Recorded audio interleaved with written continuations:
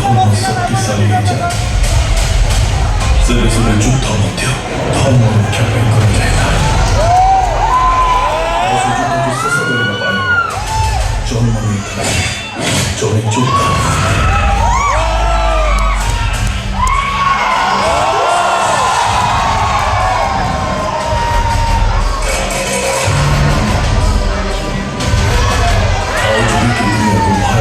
ନିଜ ଅକ୍ତିଆରରେ ନେବାକୁ ଚାହେଁ ସେ ନିଜେ ଯେଉଁ ଅନ୍ଧାର ସବୁଦିନ ପାଇଁ ରହେ ନାହିଁ ତାକୁ ଦୂର କରିଦେବା କେହି ଜଣେ ମଧ୍ୟ ସଂକଳ୍ପ ନଥାଏ।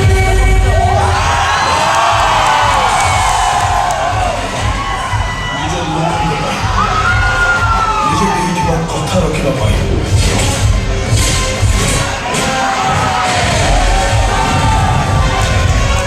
ଯେତେ ଅଧିକ ହବ ଅନ୍ଧାର ସେତେ ଭୟଙ୍କର ହବ ପ୍ରଭାବ।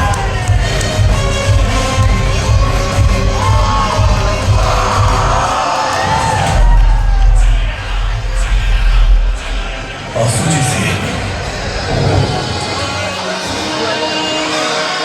ଶେଷ ଲଢ଼େଇ ପାଇଁ ଯାହା ପାଇଁ ହାରିବାର ମାନେ ମୃତ୍ୟୁ ନୁହେଁ।